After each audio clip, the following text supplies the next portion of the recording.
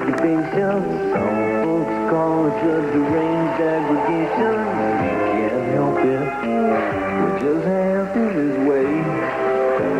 Mama always wanted me to be your physician. Dad said you'd rather I become a beautician, but we can't help it. We just have it this way. 'Cause it sure beats working for a living, but it ain't much for living these days. Yeah, it sure beats working for a living. We'll just have it this way. Okay, back to work.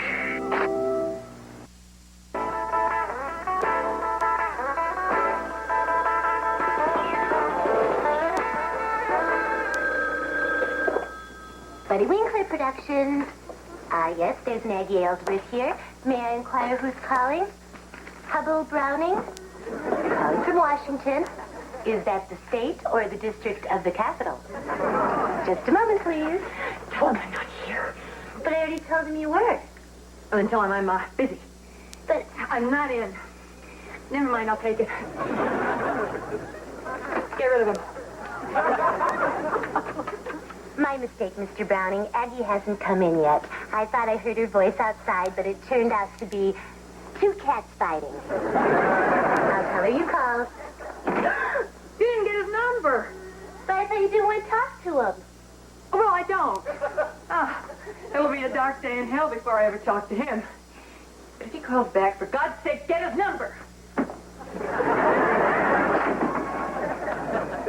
Traffic is moving well on the 605, but a SIG alert is still in effect on the Hollywood freeway. Due to a chicken. Just reading you what it says, folks. A chicken flew out of someone's car window, and the driver stopped and chased it, forcing traffic to a standstill until the owner finally recaptured it. So you chickens out there, let this be a lesson to you. Buckle up. Sorry I'm late. I got caught in traffic on the Hollywood freeway. I just heard that.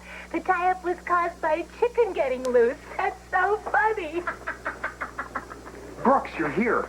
Our Maui Polly Punch sponsor just ordered a bunch of public service spots aimed at school kids. They want each spot to be about a past president. I'll be with you in a minute. I have to check on Elliot. He was run over on the freeway. Elliot? It's his son's pet chicken. So which president do you want to start with? I'm a little prejudiced myself, but I'd have to say Lincoln. Lincoln. He wore the funniest hat. Only a 50-50 chance? I can't believe it, Doctor. When I left him, he still seemed lucid. You sure it's just a chicken? Hey, can we talk about these exposure sheets? Are you guys still working on those jerky president spots? I see no reason to refer to those spots as jerky. Well, you misunderstood, Aggie. I didn't mean the spots were jerky. I meant the presidents were jerky. Aggie's got a point, guys. It is kind of refreshing that a sponsor's doing something patriotic like this without expecting any financial gain. Well, at least one person around here understands the meaning of the word patriotic. I don't believe it. You took Aggie's side. He said Elliot's not eating. Well, what do you expect with that lousy hospital feed?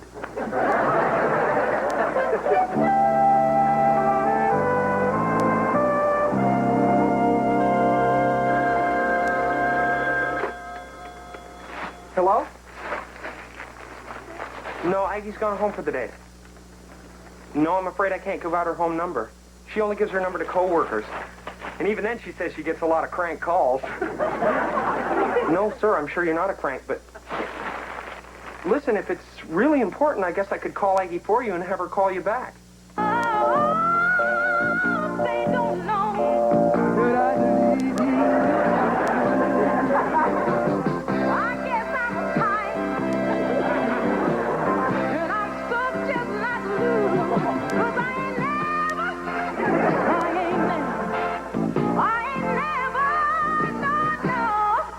loved a man the way that I love you.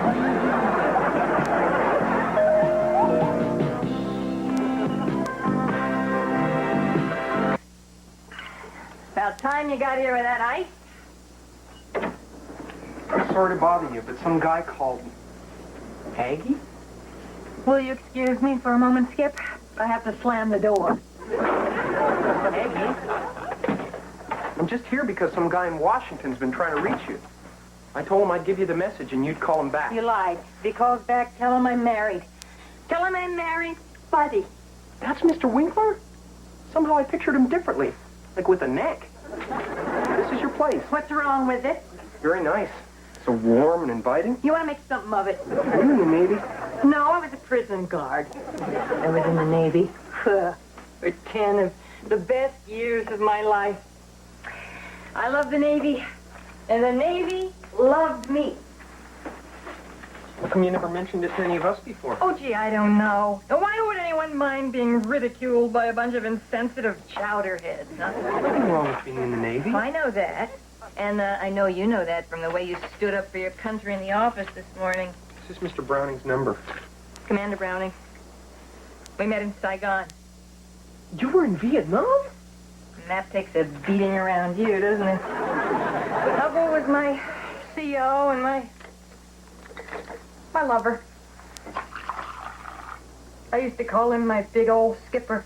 I didn't know that enlisted people and officers were allowed to, you know, fraternize. That true love knows no rank. We were going to be married. And then one night while we were on the transport home, he told me he'd changed his mind. You must have been devastated. Oh, had a complete emotional breakdown. I cried for 10, maybe 15 minutes. And now he's coming here to California to our unit's big reunion. You're going to see him again. No way. There's no way I'd put myself through that hell again. Even though I will miss seeing the old gang. Shirley and Joanne. Even good old Brewster. Oh, they were the best friends I ever had. They're the only friends I ever had. Seems a shame to let your feelings about one guy get in the way of all that. Well, it can't be helped. I'm not going to show up at that party and face him alone. Go take someone. I'm going to tell you something I have never told anyone at the office.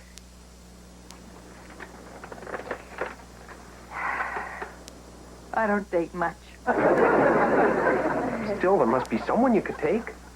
Someone from the duck factory. Wally. Huh? The best-looking thing about Wally is his car. No. I would want Hubble to think I've had a full life. Marty. Not that full. Besides, I don't want anyone at the office to know about this. Of course, one person knows. Oh, wait a minute, Aggie. No one would believe you and me. I mean, you're a little more older than me. It's not that you're old, it's just that I'm sort of young. For us...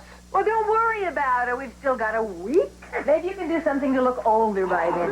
Kip, I want you to know I really appreciate this. This may be the nicest thing anyone has ever done for me. And if you tell anyone at the office, I'll rip your tongue out. You've reached Buddy Winkler Productions. We're not here right now, but if you'll leave your number after the beep, we'll be sure to call you when we get back from lunch. Listen, I'm brown bagging it today, and I got a lot of work to do, so no calls, okay? Except Andrea, but she doesn't want to be disturbed. I can't believe it. I just can't believe it. Did I mention the beep? Guys, come on in here. You really won't believe the suggestions the sponsor made for our Abraham Lincoln spot.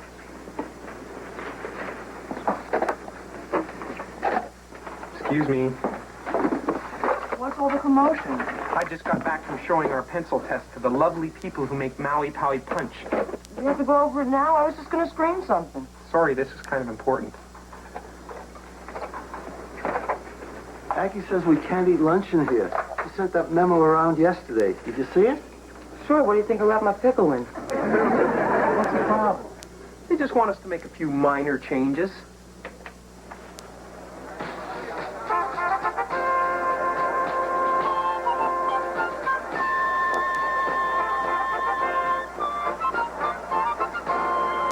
What, they didn't like Lincoln delivering the Gettysburg Address?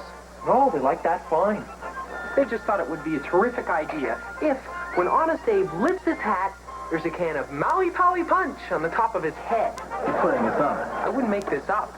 They thought it would be nice if a swig of Maui Powie is what gives Mr. Lincoln the inspiration for his speech. He'd be making a mockery of an important historical event. Sponsor or no sponsor, I think we have to take a stand. Skip, is that supposed to be a mustache? It must be. It's too light to be grape juice. Could you people please think about something else? Skip. Well, what are you people staring at? That's what we were wondering. Didn't I warn you I'd take drastic measures if you ate lunch in here? Yeah, but we didn't know it would drive you to makeup. Did you buy a new dress, Aggie? No, it's Skip's suit. I was at the cleaners and I picked it up for him. Suit? I don't have a suit. You do now. Smudge on your lip. Mustache. I could grow a better mustache than that. You already have. Could I see you for a few minutes in my office, Skipper? Skipper?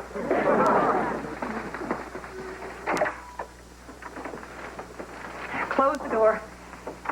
You told him, didn't you? You told him how I was in the service and I couldn't get a date to my own reunion and had to ask you. I haven't told a soul. I said I wouldn't, and I haven't. Then why are they giving me those fishy looks? They always give you fishy looks. Not this time. How do you expect them to look at you? You walk in here all done up and hand me a suit? That's for tonight. I hope it fits. Had to guess at the inseam. You called me Skipper and made it sound like something's going on between us. Oh, it doesn't bother me. Why should it bother you? It bothers me because... Because I'm too old, huh? Because I'm too ugly? Come on. You're not that old. It's just not true. You're right. I apologize. I realize you're going with me as a favor, and I want you to know I appreciate it. That's why I'm going to let you pay the suit off in small monthly installments. Sure you don't want to go to lunch with us, Brooks? No, thanks. Bumps got home today, and I figured we'd go to the hospital and visit Elliot. Visit him? You're gonna go visit a chicken? Last night when I went, I don't think he even recognized me. Wait a minute. They don't recognize anybody. They're too dumb. This is a chicken we're talking about here, folks. Just to put things in perspective, yesterday I ate his cousin's McNuggets. Why would Aggie come in here and hand Skip a suit? Maybe it doesn't fit her anymore. I mean, there couldn't be anything going on between them, you think? No way. I know what it looked like, but think about it. Aggie and Skip. Aggie and anybody. Aggie and Elliot, maybe. Has anybody seen Aggie? A florist just delivered a dozen roses for her. Alive or dead? They are alive and beautiful. Where are they from? That's for Aggie to know and for us to find out. You're the most exciting woman I've ever known. From your... Skipper? Whoa.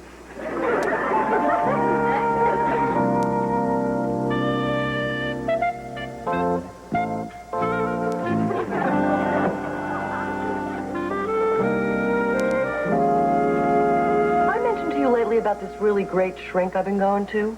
He's helping me a lot. That's nice. I'm glad you like him. You know, you might enjoy talking to him yourself sometime. What about? Oh, you know, things. Like a problem at work or a recurring dream. Your Oedipus complex. That's it. Look, Andrea, what happened with Aggie and me was just a joke. You know how Aggie likes to kid around. Yeah, she's a real cut-up. On the other hand, maybe you've gotten to know her a little better than the rest of us. Andrea, if I explain this to you, will you promise not to tell the others? You may consider anything you wish to tell me from this point on as strictly confidential. Okay, spill your guts.